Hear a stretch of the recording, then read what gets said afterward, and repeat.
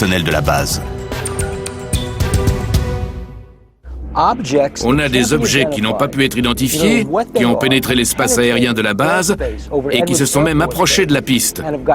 Alors comment se fait-il qu'on n'ait pas envoyé de chasseurs? Ça n'arrive pas très souvent.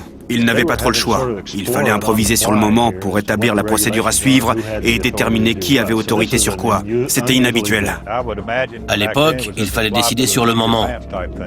Je n'avais aucune marche à suivre ou protocole pour me dire quoi faire. Il fallait prendre une décision et s'y tenir. La nature de ces objets est toujours inconnue. Mais sans aucun protocole à suivre et en l'absence d'une menace immédiate, aucune prise de décision n'est possible avant que l'officier OVNI ne contacte la tour de contrôle.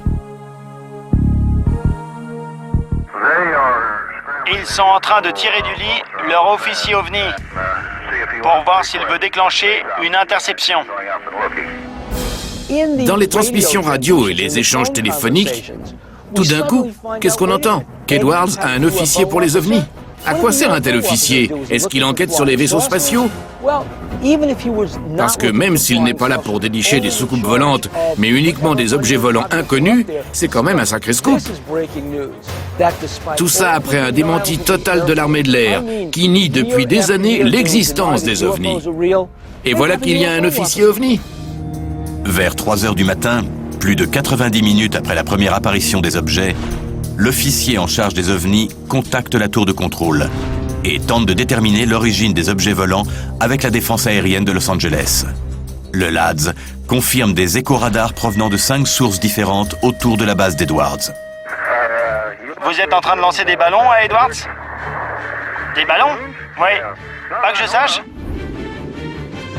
Edwards n'a pas d'unité radiosonde. Donc on n'a aucune raison de lancer quoi que ce soit. Et donc aucune raison de lancer des ballons. Ça vient pas de la météo d'Edwards? Non. Je vois.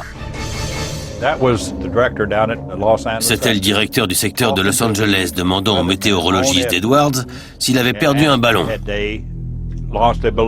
Il a répondu non, car il n'avait pas d'unité radiosonde sur le site, c'est-à-dire une unité météo qui envoie des ballons. Donc il n'avait aucune raison de le faire. Edwards n'a pas d'unité radiosonde. Donc on n'a aucune raison d'envoyer des ballons. Il dit clairement sur l'enregistrement qu'ils n'ont pas lancé de ballon. Pourtant, dans le compte-rendu écrit de cette affaire, c'est écrit noir sur blanc qu'un ballon a décollé cette nuit-là. En réalité, ça n'est pas vrai. Mais c'est ce que dit le rapport officiel. Le rapport officiel de l'armée de l'air écarte clairement l'hypothèse d'OVNI et déclare